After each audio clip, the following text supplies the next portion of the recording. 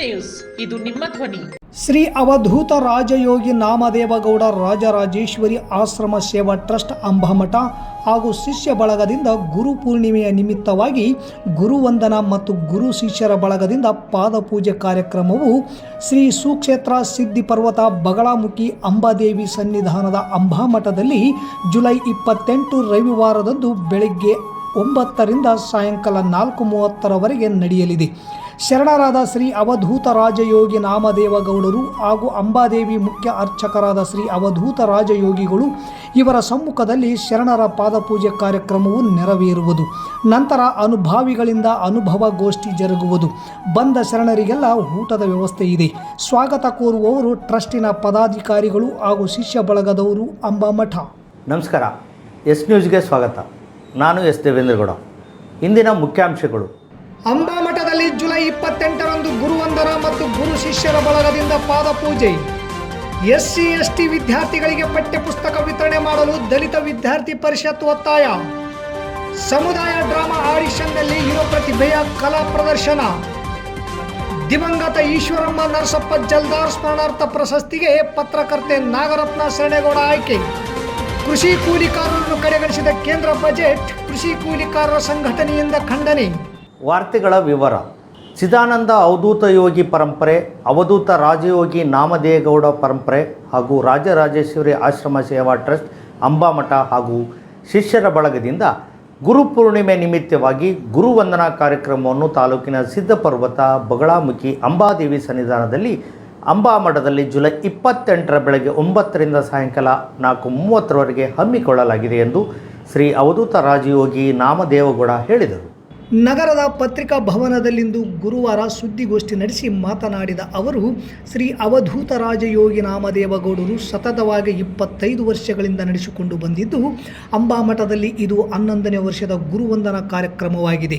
ಕಾರಣರಾದ ಅವಧೂತ ರಾಜಯೋಗಿ ನಾಮದೇವಗೌಡರು ಮತ್ತು ಅಂಬಾದೇವಿ ಮುಖ್ಯ ಅರ್ಚಕರಾದ ಅವಧೂತ ರಾಜಯೋಗಿಗಳು ಇವರ ಸಮ್ಮುಖದಲ್ಲಿ ಶರಣರ ಪಾದಪೂಜೆ ಕಾರ್ಯಕ್ರಮ ನೆರವೇರುವುದು. ನಂತರ ಅನುಭಾವಿಗಳಿಂದ ಅನುಭವ ಗೋಷ್ಠಿ ಜರುಗುವುದು. ಶರಣ ಮಹದೇವಪ್ಪ ಗೊರೆಬಾಳ್, ಶರಣ ಸಂಗಮೇಶ ಸಚ್ಚಿದಾನಂದ ಆಶ್ರಮ ಅಂಬಾಮಠ, ಶರಣ ದೇವಣ್ಣ ಕಾನಿಹಾಳ್, ಶಿವಶರಣ ಗದ್ದಿಗೆಪ್ಪ ಅಜ್ಜ ಕುಕನೂರು, ಶರಣ ಹನುಮಂತಪ್ಪ ಮಂತ್ರಾಲಯ ಸೇರಿದಂತೆ ಶರಣ ಬಳಗ, ಶಿಷ್ಯರ ಬಳಗ ಮತ್ತು ಅಂಬಾಮಠದ ಭಕ್ತಾದಿಗಳು ಸೇರಿ ಸುಮಾರು 2,000ಕ್ಕೂ ಅಧಿಕ ಜನರು ಭಾಗವಹಿಸಲಿದ್ದಾರೆ. ಸಮಾಜದ ಸಮಾನತೆಗಾಗಿ, ಏಳಿಗೆಗಾಗಿ, ಉದ್ಧಾರಕ್ಕಾಗಿ ಶರಣ ಸಂಪ್ರದಾಯ ನಡೆದುಕೊಂಡು ಬಂದಿದೆ. 12ನೇ ಶತಮಾನದ ಬಸವಣ್ಣ 63 ಜಾತಿಗಳನ್ನು ಒಂದುಗೂಡಿಸಿ ಲಿಂಗಾಯತ ಧರ್ಮವನ್ನು ಸ್ಥಾಪನೆ ಮಾಡಿದರು. ಕಾರಣ ಸಮಾನತೆಗಾಗಿ. ಅದರಂತೆ ಅವಧೂತರ ಪರಂಪರೆಯೂ ಸಹ ಸಮಾನತೆಗಾಗಿ ಈ ಒಂದು ಕಾರ್ಯಕ್ರಮವನ್ನು ಪ್ರತಿ ವರ್ಷ ಮಾಡುತ್ತಾ ಬಂದಿದ್ದೇವೆ ಎಂದರು. ಜಾತಿ ಮತ್ತು ಧರ್ಮದ ತಾರತಮ್ಯ ಹೋಗಲಾಡಿಸಲು, ಶಿಷ್ಯರಿಗೆ ತಿಳಿಸಲು ಮತ್ತು ಗುರುಗಳೇ ಶಿಷ್ಯಂದಿರ ಪಾದಪೂಜೆ ಮಾಡುವ ಮೂಲಕ ಹಾಗೂ ನಮ್ಮೊಳಗೆ ಇರುವಂತಹ ಅರಿವನ್ನು ಮೂಡಿಸಿ, ಮರುವನ್ನು ಹೋಗಲಾಡಿಸಿ, ಅರಿವನ್ನು ಹೆಚ್ಚಳ ಮಾಡಿ ಅರಿವೇ ಗುರು ಎನ್ನುವ ಅದ್ಧೂರಿ ಕಾರ್ಯಕ್ರಮವನ್ನು ನಡೆಸಲಾಗುತ್ತದೆ ಎಂದು ಹಿರಿಯ ಮುಖಂಡ HN ಬಡಿಗೇರ್ ಹೇಳಿದರು.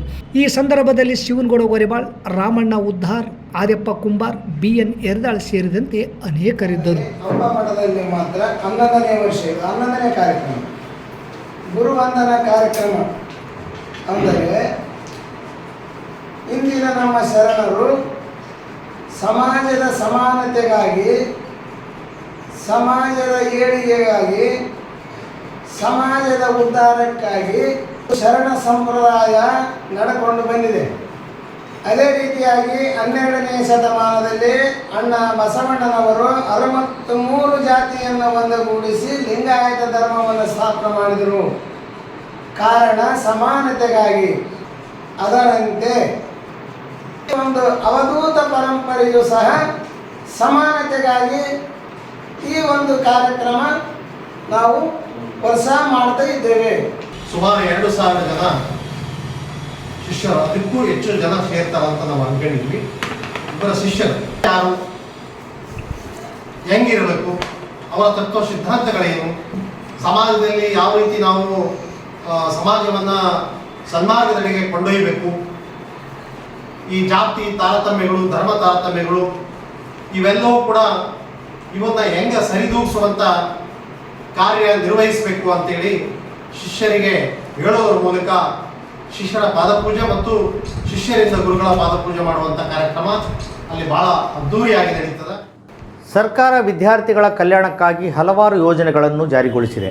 ಆದರೆ ಈ ಯೋಜನೆಗಳನ್ನು ಸಮರ್ಪಕವಾಗಿ ಅನುಷ್ಠಾನ ಮಾಡುವಲ್ಲಿ ಅಧಿಕಾರಿಗಳು ವಿಫಲರಾಗಿದ್ದಾರೆ ಮತ್ತು ದಿವ್ಯ ನಿರ್ಲಕ್ಷ್ಯ ತೋರಿರುವುದು ಮೇಲ್ನೋಟಕ್ಕೆ ಎದ್ದು ಕಾಣುತ್ತದೆ ಎಂದು ದಲಿತ ವಿದ್ಯಾರ್ಥಿ ಪರಿಷತ್ತಿನ ಜಿಲ್ಲಾ ಸಂಚಾಲಕ ಮೌನೇಶ್ ಜಾಲ್ವಾಡಿಗೆ ಆರೋಪ ಮಾಡಿದರು. ತಾಲೂಕು ಪಂಚಾಯಿತಿ ಕಾರ್ಯಾಲಯದ ಮುಂದೆ ವಿದ್ಯಾರ್ಥಿಗಳ ಸಮ್ಮುಖದಲ್ಲಿ ಪ್ರತಿಭಟನೆ ನಡೆಸಿ ಎಡಿ ಅಮರಗುಂಡಪ್ಪ ಅವರಿಗೆ ಮನವಿ ಪತ್ರ ಸಲ್ಲಿಸಿ ಮಾತನಾಡಿದ ಅವರು SC ST ಸಮುದಾಯಗಳ ಅಭಿವೃದ್ಧಿಗೆ ಮತ್ತು ವಿದ್ಯಾರ್ಥಿಗಳ ಕಲ್ಯಾಣಕ್ಕಾಗಿ ಸರ್ಕಾರವು ಪ್ರತಿಯೊಂದು ಗ್ರಾಮ ಪಂಚಾಯಿತಿ ಮಟ್ಟದಲ್ಲಿ ಅನುದಾನವನ್ನು ಮೀಸಲಿಟ್ಟಿದೆ. ಆದರೆ ಈ ಅನುದಾನ ಈ ಸಮುದಾಯಗಳಿಗೆ ಸಮರ್ಪಕವಾಗಿ ತಲುಪುತ್ತಿಲ್ಲ ಎನ್ನುವ ಆರೋಪಗಳು ಕೇಳಿಬರುತ್ತಿವೆ.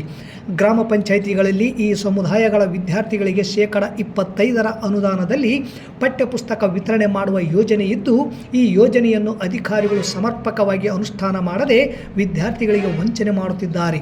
ಆದ್ದರಿಂದ ಗ್ರಾಮೀಣ ಪ್ರದೇಶದ ಪರಿಶಿಷ್ಟ ಜಾತಿ ಮತ್ತು ಪರಿಶಿಷ್ಟ ಪಂಗಡದ ವಿದ್ಯಾರ್ಥಿಗಳು ಶೈಕ್ಷಣಿಕವಾಗಿ ಹಿಂದುಳಿಯಲು ಇದು ಒಂದು ಕಾರಣವಾಗಿದೆ. ಪಠ್ಯಪುಸ್ತಕಗಳನ್ನು ಕೇಳಲು ಹೋದ ವಿದ್ಯಾರ್ಥಿಗಳಿಗೆ ತಾಲೂಕಿನ ಗ್ರಾಮ ಪಂಚಾಯಿತಿಗಳಾದ ರಾಗಲ್ಪರ್ವಿ, ಕಲ್ಮಂಗಿ, ಈಜೆ, ಹೊಸಳ್ಳಿ ಪಂಚಾಯಿತಿ ಅಭಿವೃದ್ಧಿ ಅಧಿಕಾರಿಗಳು ಮತ್ತು ಸಿಬ್ಬಂದಿಗಳು ಉಡಾಫೆ ಉತ್ತರವನ್ನು ನೀಡಿ ಅವರನ್ನು ಅಲೆದಾಡಿಸುತ್ತಿದ್ದಾರೆ. ತಾಲೂಕಿನ ಎಲ್ಲ ಗ್ರಾಮ ಪಂಚಾಯಿತಿ ಅಧಿಕಾರಿಗಳ ಮೇಲೆ ಶಿಸ್ತು ಕ್ರಮ ಕೈಗೊಂಡು ಪ್ರತಿ ವರ್ಷ ಶೈಕ್ಷಣಿಕ ಆರಂಭವಾದ ಜೂನ್ ಅಥವಾ ಜುಲೈ ತಿಂಗಳಲ್ಲಿ ಅರ್ಜಿಯನ್ನು ಕರೆಯಬೇಕು ಮತ್ತು ಕಡ್ಡಾಯವಾಗಿ ಪತ್ರಿಕಾ ಪ್ರಕಟಣೆಯನ್ನು ಹೊರಡಿಸಿ ಪಂಚಾಯಿತಿ ವ್ಯಾಪ್ತಿಯ ಎಲ್ಲ ಗ್ರಾಮಗಳಲ್ಲಿ ಸೂಚನಾ ಫಲಕವನ್ನು ಹೊರಡಿಸಬೇಕು. ಹಾಗೂ SC ST ವಿದ್ಯಾರ್ಥಿಗಳಿಗೆ ನೀಡಲಾಗುವ ಪ್ರೋತ್ಸಾಹ ಧನವನ್ನು ಅಥವಾ ಪಠ್ಯಪುಸ್ತಕಗಳನ್ನು ವಿತರಣೆ ಮಾಡಿ ವಿದ್ಯಾರ್ಥಿಗಳ ಶಿಕ್ಷಣಕ್ಕೆ ಅನುಕೂಲ ಮಾಡಿಕೊಡಬೇಕು. ಇಲ್ಲದೆ ಹೋದರೆ ದಲಿತ ವಿದ್ಯಾರ್ಥಿ ಪರಿಷತ್ನಿಂದ ಸಾವಿರಾರು ವಿದ್ಯಾರ್ಥಿಗಳೊಂದಿಗೆ ತಾಲೂಕು ಪಂಚಾಯಿತಿಗೆ ಮುತ್ತಿಗೆ ಹಾಕಲಾಗುವುದೆಂದು ಎಚ್ಚರಿಸಿದರು.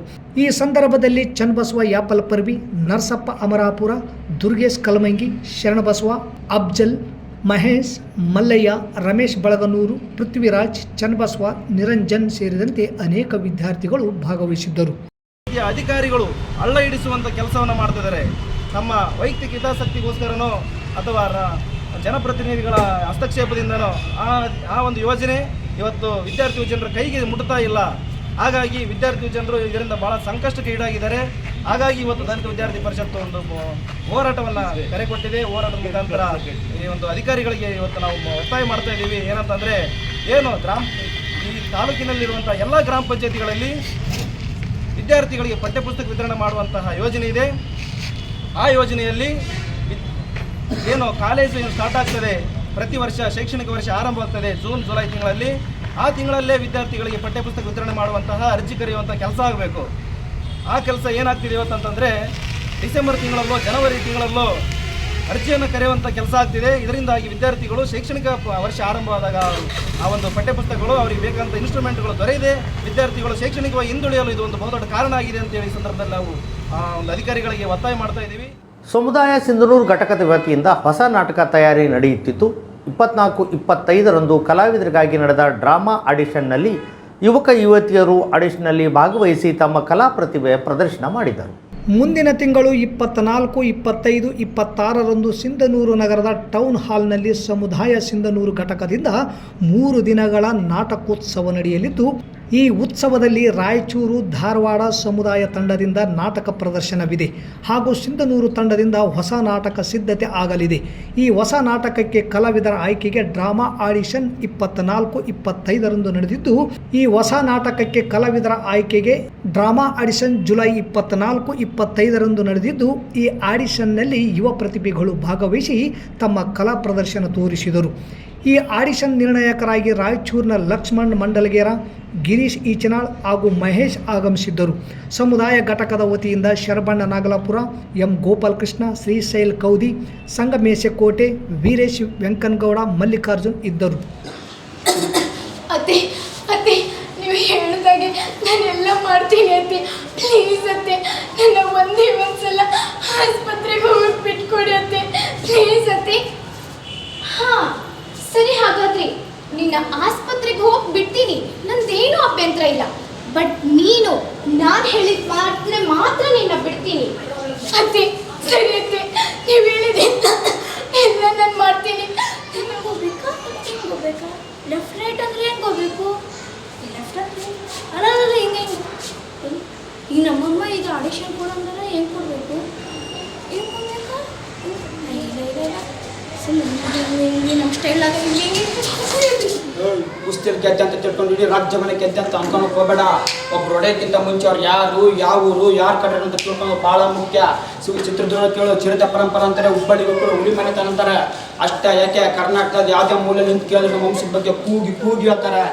ಶೃಂಗಾರ ಕೃತಕ ಬಂಕಾರ ಕ್ಷಣಿಕ ಬಾಯಲ್ಲಿ ಬಡಿವಾಗಬೇಕೆ. ನೀವು ಒಳಗಡೆ ನೋಡ್ತಾವ್ರ? ಅಯ್ಯೋ ಮಾಡಿದ್ರೆ ಪೂಜೆ ಸಿಕ್ಕರು ಪ್ರಸಾದ ಕಣ್ಣ. ಕಾರ್ಯನಿರತ ಪತ್ರಕರ್ತರ ಸಂಘದಿಂದ 2024-25ನೇ ಸಾಲಿನ ಪ್ರಶಸ್ತಿ ಆಯ್ಕೆ ಪಟ್ಟಿ ಪ್ರಕಟಗೊಂಡಿದ್ದು, ದಿವಂಗತ ಈಶ್ವರಮ್ಮ ನರಸಪ್ಪ ಜಲ್ದಾರ್ ಸ್ಮರಣಾರ್ಥ ಕೊಡಮಾಡೋ ಪ್ರಶಸ್ತಿಗೆ ಸಾಕ್ಷಿ ತೆಲುಗು ಪತ್ರಿಕೆಯ ಸಿಂಧನೂರು ವರದಿಗಾರ್ತಿಯಾದ ನಾಗರತ್ನ ಶರಣೇಗೌಡವರು ಆಯ್ಕೆಯಾಗಿದ್ದಾರೆ. ಕಾರ್ಯನಿರತ ಪತ್ರಕರ್ತರ ಸಂಘದ ಅಧ್ಯಕ್ಷರಾದ ಆರ್ ಗುರುನಾಥ್, ಪ್ರಧಾನ ಕಾರ್ಯದರ್ಶಿಯಾದ ಎಂ ಪಾಷಾಹಟ್ಟಿ ಅವರು ಪ್ರಶಸ್ತಿ ಪಡೆದ ಎಲ್ಲರಿಗೆ ಪತ್ರ ಕಳುಹಿಸಿದ್ದು, ಜುಲೈ 28ರಂದು ರಾಯಚೂರಿನ ಡಾಕ್ಟರ್ BR ಅಂಬೇಡ್ಕರ್ ಹಾಗೂ ಡಾಕ್ಟರ್ ಬಾಬು ಜಗಜ್ಜೀವನ್ ರಾಮ್ ಸಮುದಾಯ ಭವನದಲ್ಲಿ ನಡೆಯುವ ಜಿಲ್ಲಾ ಮಟ್ಟದ ಪತ್ರಿಕಾ ದಿನಾಚರಣೆ ಹಾಗೂ ವಾರ್ಷಿಕ ಪ್ರಶಸ್ತಿ ಪ್ರದಾನ ಸಮಾರಂಭಕ್ಕೆ ಆಗಮಿಸಿ ಪ್ರಶಸ್ತಿ ಸ್ವೀಕರಿಸಲು ಕೋರಿದ್ದಾರೆ. ದಿವಂಗತ NK ಕುಲಕರ್ಣಿ ಸ್ಮರಣಾರ್ಥ ರಾಯಚೂರು ವಾಣಿ ಪ್ರಾಯೋಜಿತ 2024-25ನೇ ಸಾಲಿನ ವಿಶೇಷ ಪ್ರಶಸ್ತಿಗೆ ಎನ್ ನಾಗರಾಜ್ ನಾಗತಿಹಳ್ಳಿ ಸಂಪಾದಕರು ಈಶಾನ್ಯ ಟೈಮ್ಸ್ ಇವರನ್ನು ಆಯ್ಕೆ ಮಾಡಲಾಗಿದೆ. ದಿವಂಗತ ಶಿವಶಂಕರಗೌಡ ಎದ್ದಲದಿನ್ನಿ ಸ್ಮರಣಾರ್ಥ 2024-25ನೇ ಸಾಲಿನ ವಿಶೇಷ ಪ್ರಶಸ್ತಿಗೆ ನರಸಿಂಗರಾವ್ ಸರ್ಕಿಲ್ ವರದಿಗಾರ ಕನ್ನಡಪ್ರಭ ಇವರನ್ನು ಆಯ್ಕೆ ಮಾಡಲಾಗಿದೆ. ರಘುನಾಥ ರೆಡ್ಡಿ ಮನ್ಸಲಾಪುರ ಉಪಸಂಪಾದಕ ಪ್ರಜಾಪ್ರಸಿದ್ಧ ರಾಯಚೂರು ಇವರಿಗೆ ಸುದ್ದಿಮೂಲ ಪ್ರಾಯೋಜಿತ ದಿವಂಗತ ಪ್ರಕಾಶ್ ದಿನ್ನಿ ಸ್ಮಾರಕ ಪ್ರಾಯೋಜಿತ 2024-25ನೇ ಸಾಲಿನ ಪ್ರಶಸ್ತಿ ಲಭಿಸಲಿದೆ. ಲಕ್ಷ್ಮಣರಾವ್ ಕಪ್ಗಲ್ ಸಂಪಾದಕ ರಾಯಚೂರು ಧ್ವನಿ ಮಾನ್ವಿ ಇವರಿಗೆ ಸುದ್ದಿಮೂಲ ಪ್ರಾಯೋಜಿತ ಗ್ರಾಮೀಣ ವರದಿಗಾರಿಕೆಗೆ ನೀಡುವ ಪ್ರಾಯೋಜಿತ 2023-25ನೇ ಸಾಲಿನ ಪ್ರಶಸ್ತಿ. ವಿಠಲ್ ಕೇಳುತ್ ವರದಿಗಾರ ಉದಯವಾಣಿ ಮಸ್ಕಿ ಇವರಿಗೆ ದಿವಂಗತ ನರಸಿಂಹಾಚಾರ್ಯ ಗುಡಿ ಸ್ಮರಣಾರ್ಥ ಪ್ರಾಯೋಜಿತ 2024-25ನೇ ಸಾಲಿನ ಪ್ರಶಸ್ತಿ. ರಾಮಣ್ಣ ಕವಿತಾಳ್ ವರದಿಗಾರ ಸಂಜಯವಾಣಿ ಕವಿತಾಳ್ ಇವರಿಗೆ ದಿವಂಗತ ಪ್ರಹ್ಲಾದಾಚಾರ್ಯ ಜೋಶಿ ಸ್ಮರಣಾರ್ಥ ಪ್ರಾಯೋಜಿತ 2024-25ನೇ ಸಾಲಿನ ಪ್ರಶಸ್ತಿ. ರಾಘವೇಂದ್ರ ಭಜಂತ್ರಿ ವರದಿಗಾರ ಹೈದರಾಬಾದ್ ಕರ್ನಾಟಕ ಲಿಂಗಸ್ಗೂರು ಇವರಿಗೆ ದಿವಂಗತ ಪ್ರಹ್ಲಾದಾಚಾರ್ಯ ಜೋಶಿ ಸ್ಮರಣಾರ್ಥ ಪ್ರಾಯೋಜಿತ 2024-25ನೇ ಸಾಲಿನ ಪ್ರಶಸ್ತಿ. ಹನುಮೇಶ್ ಸಿ ವರದಿಗಾರ ಸಂಜಯವಾಣಿ ಸಿರವಾರ ಇವರಿಗೆ ದಿವಂಗತ ಮಹಾದೇವಮ್ಮ ಬಸವರಾಜ ಸ್ವಾಮಿ ಸ್ಮರಣಾರ್ಥ ಪ್ರಾಯೋಜಿತ 2024-25ನೇ ಸಾಲಿನ ಪ್ರಶಸ್ತಿ. ಮಹಾಂತೇಶ್ ಹಿರೇಮಠ್ ವರದಿಗಾರ ವಿಜಯವಾಣಿ ಅರಕೇರ ಇವರಿಗೆ ಸ್ಪಂದನ ಸಂಸ್ಥೆ ನಂದಿಕೋಲ್ಮಠ್ ಪ್ರಾಯೋಜಿತ 2022-23ನೇ ಪ್ರಶಸ್ತಿ. ಅಬ್ದುಲ್ ಖಾದರ್ ಛಾಯಾಗ್ರಾಹಕ ಪವರ್ ಟಿವಿ ಇವರಿಗೆ ಸಿದ್ದಪ್ಪ ಹಳ್ಳೂರ್ ಸಿರವಾರ ಪ್ರಾಯೋಜಿತ 2022-23ನೇ ಸಾಲಿನ ಪ್ರಶಸ್ತಿ.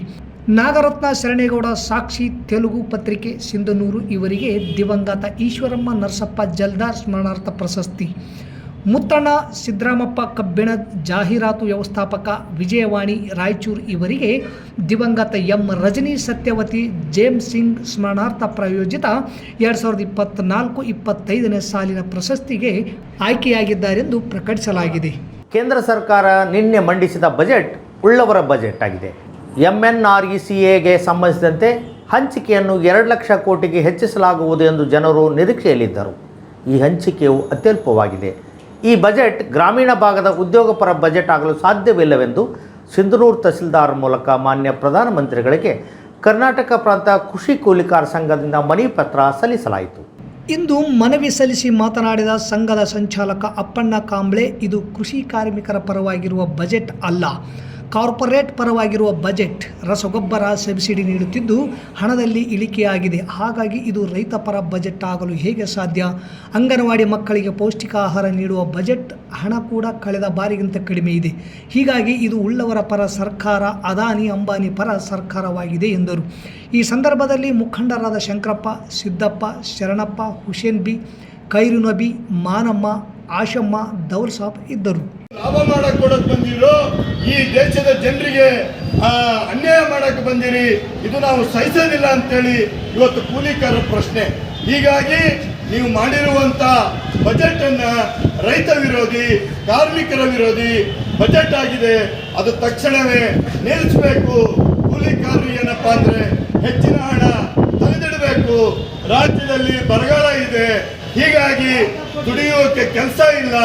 ಪಂಚಾಯಿತಿಯಲ್ಲಿ ಹೋದ್ರೆ ಅದು ಕೆಲಸ ಕೊಡ್ತಿದ್ರು. ಏನಪ್ಪಾ ಅಂತಂದ್ರೆ ಅಲ್ಲಿನೂ ಕೂಡ ಸರಿಯಾಗಿ ಕೆಲಸ ಕೊಡ್ಲಾರ್ದೇ ಕೂಲಿ ಕಾರ್ಮಿಕರಿಗೆ ಅನ್ಯಾಯ ಮಾಡುವಂತ ಸರ್ಕಾರಕ್ಕೆ ಇವತ್ತು ನಮ್ದೊಂದು ಧಿಕ್ಕಾರ ಇದೆ. ನಗರದ ಪಿಡಬ್ಲ್ಯೂಡಿ ಕ್ಯಾಂಪಿನಲ್ಲಿರುವ ಶ್ರೀ ಸತ್ಯ ಮಾರುತಿ ದೇವಸ್ಥಾನದಲ್ಲಿ ಜಯತೀರ್ಥರ ಆರಾಧನೆ ಅಂಗವಾಗಿ ಬೆಳಗ್ಗೆಯಿಂದ ವಾಯುಸ್ತುತಿ ಪುನಶ್ಚರಣ, ಪಂಚಾಮೃತ ಅಭಿಷೇಕ, ಅಲಂಕಾರ, ಧನ್ವಂತರಿ ಹೋಮ, ಪ್ರವಚನ ಹಾಗೂ ಭಕ್ತಾದಿಗಳಿಗೆ ತೀರ್ಥ ಪ್ರಸಾದ ನಡೆಯಿತು. ಈ ಕಾರ್ಯಕ್ರಮದಲ್ಲಿ ಉತ್ತರಾದಿ ಮಠಾಧಿಕಾರಿ ವೆಂಕಟಗಿರಿ ಆಚಾರ್, ಸಿಂಧನೂರಿನ ಬ್ರಾಹ್ಮಣ ಸಮಾಜದ ಅಧ್ಯಕ್ಷರಾದ ಗೋವಿಂದರಾವ್ ಕುಲಕರ್ಣಿ, MK ಗೌರ್ಕರ್, ಮನೋಹರ್ ರಾವ್, ಹನುಮಂತರಾವ್, ಮುರಳೀಧರ, ವಿಪ್ರ ಸೇವಾ ಸಮಿತಿಯ ವಾದಿರಾಜ್, ನಾಗರಾಜ್, ವಸುಧೇಂದ್ರ, ನಾರಾಯಣಾಚಾರ್ಯ ಜೋಶಿ ಕನ್ಸಾಬಿ, ಜಯತೀರ್ಥದಾಸ, ಮೂರ್ತಿ ಚನ್ನಳ್ಳಿ, ಮನೋಜ್ ಬಾಪಟ್ ಹಾಗೂ ಜಗನ್ನಾಥ ಮಂಡಳಿಯ ಸರ್ವ ಸದಸ್ಯರು ಹಾಗೂ ಭಕ್ತರು ಪಾಲ್ಗೊಂಡಿದ್ದರು.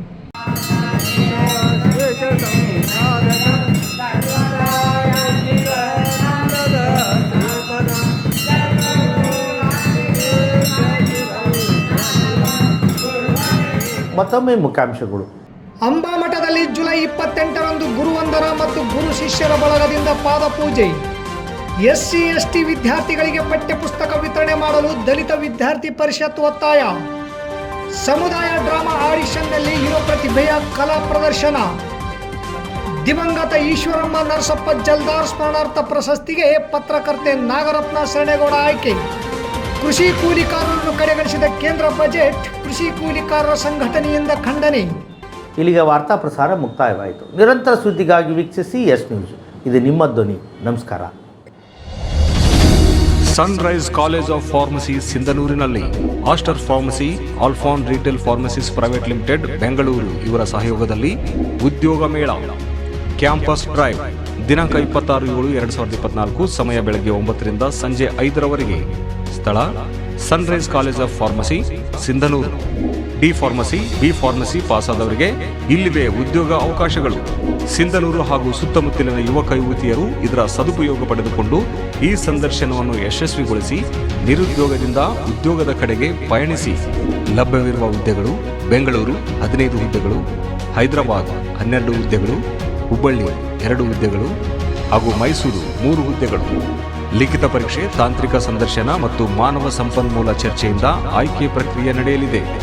ಹೆಚ್ಚಿನ ಮಾಹಿತಿಗಾಗಿ ಸಂಪರ್ಕಿಸಿ ಇರ್ಫಾನ್ ಕೆ, ಅಧ್ಯಕ್ಷರು, Sunrise College of pharmacy. Mobile ಸಂಖ್ಯೆ 8197143588 9036731385.